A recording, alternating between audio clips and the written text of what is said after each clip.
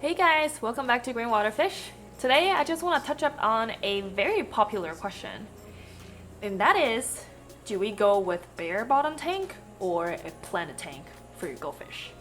So let's go with some pros and cons that I know of for both bare bottom tank and planted tank. Now I have both and I have worked with both for a very long time. So I thought that I could share my experience with you. So let's go with planted tank first.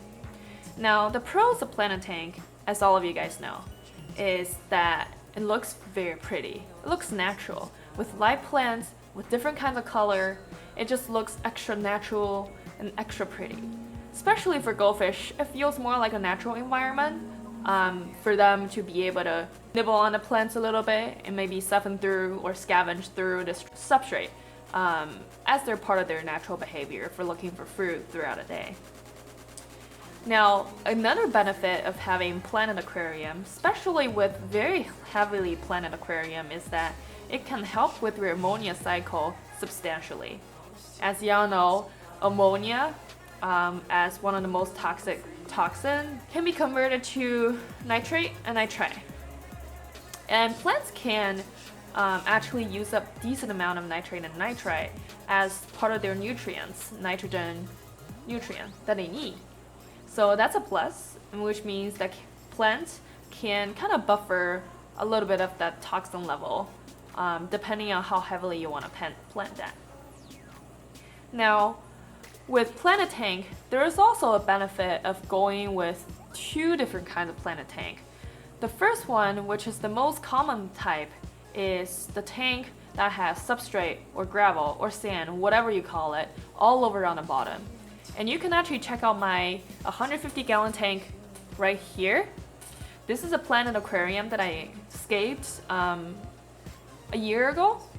And that is a fully planted aquarium with substrate covering all the bottom and has plants that's aquascaped in a manner that I feel like that's most aesthetically pleasing to me. Now, another option is using containers, like what I did here in this video. You can use mason jars, you can use glass, other glass jars, vase, I don't know, any containers that you can find, even plastic container from Goldfish food. You can use them as a part of a decoration and also kind of separate the plants, put them in pots in a separate system. One of the benefits for doing that is that you separate plants from each other. In some way, some people suggest that, you know, if you separate two different plants from each other, it can actually help them going over the shock period, which is the moving or planting, replanting process, much easier because there is no communication between two different plants and there's a lot less competition for nutrients and stuff. So what I did for these two glasses, where one is actually, one of them is a vase, the other one is a glass, I put some of the substrate or nutrient filled substrate on the bottom, and then I fill with big gravels and then topped it up with smaller gravels that I use for my other planted aquarium. And then some Java ferns, I just tie them to the rock because they grow better without being buried in a substrate, and that's how they should be grown in a planted aquarium setting. Now, if you have bigger plants like Amazon sword, these plants require a lot more space because they have a huge root system and they need a lot of nutrients, and that would not be feasible for the pot or container idea. For bigger plants that have huge root system, you will kind of have to go with a full-on substrate planted aquarium. But for a nubia or Java fern, if you're using these two plants as your main kind of choice, then you don't have to have any substrate because these plants actually do the best in just in water in general without getting buried in a substrate. So you can just tie them to rocks or driftwood and escape them however you want. You can avoid dealing with the substrate and all the mess that come with it, which I will talk about next.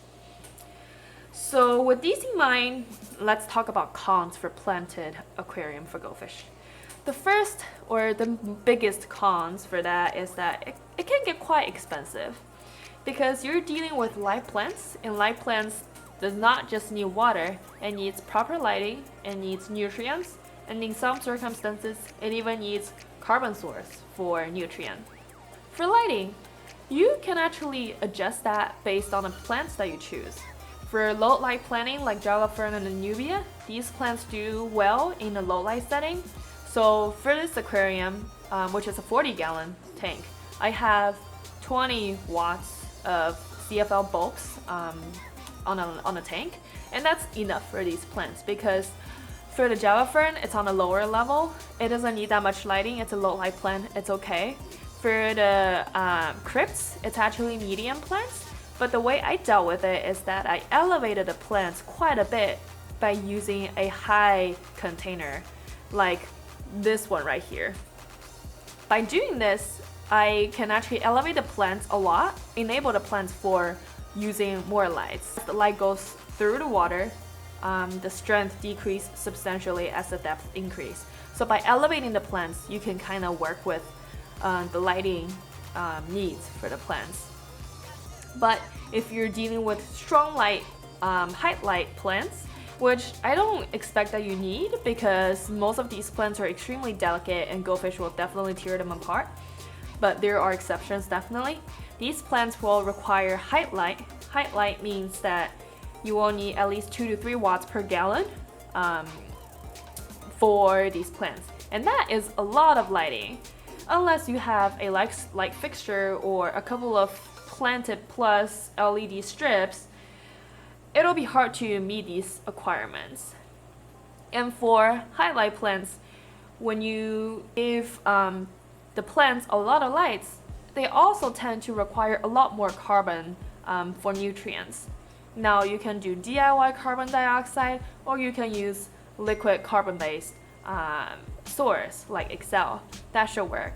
But for medium or lower light plants, carbon is not that essential because their lighting needs is not that high that their photosynthesis seem to be okay with just whatever that's in the water. And lastly is nutrients.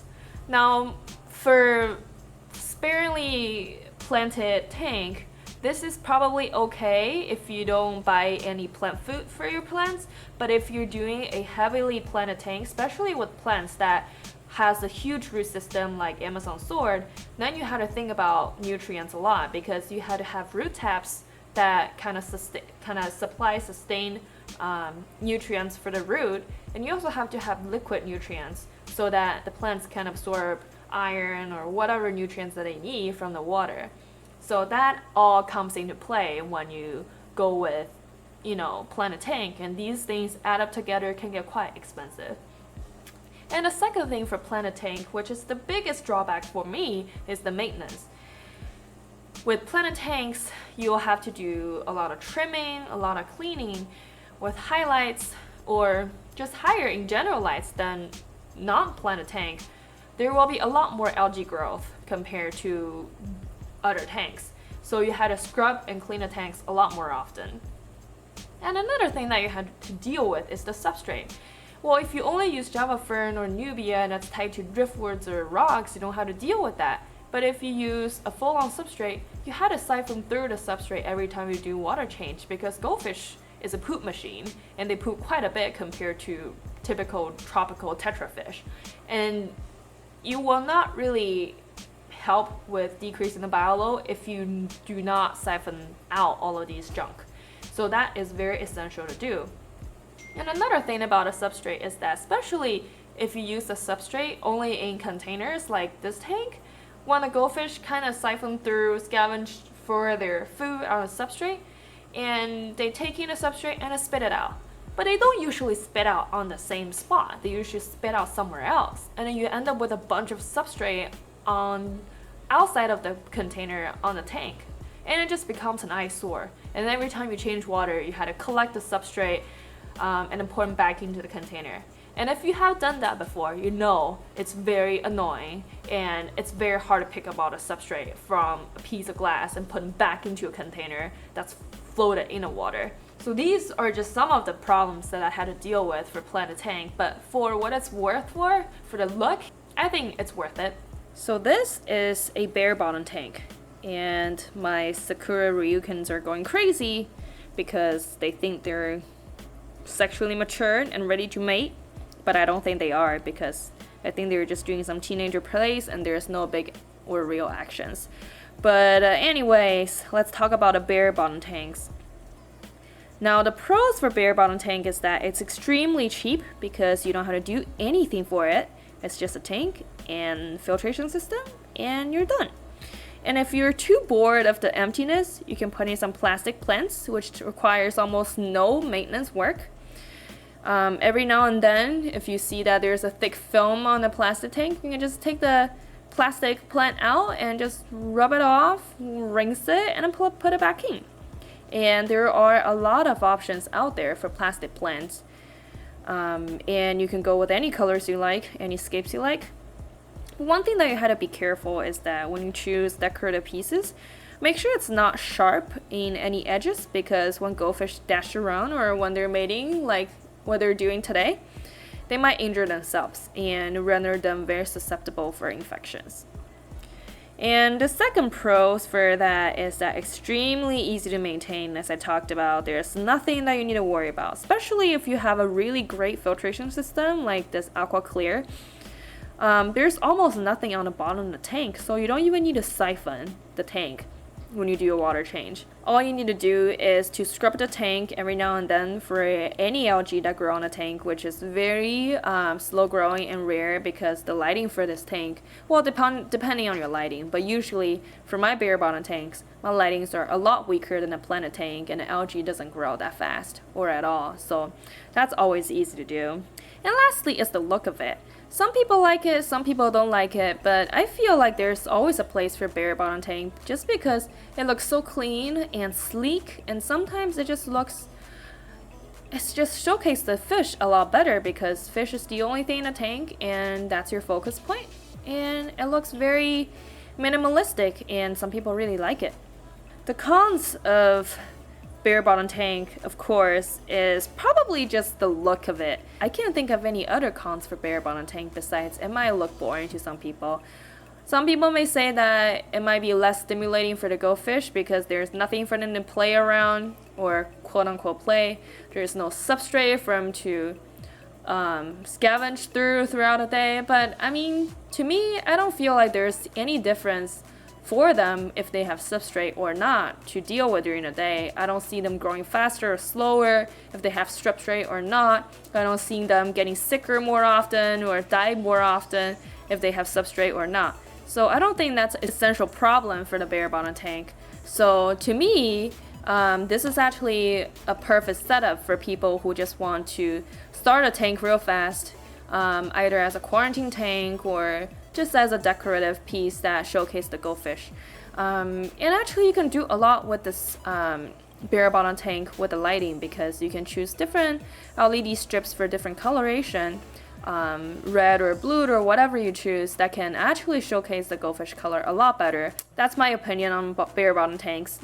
All my other tanks are bare bottom and I don't think there's anything wrong with it.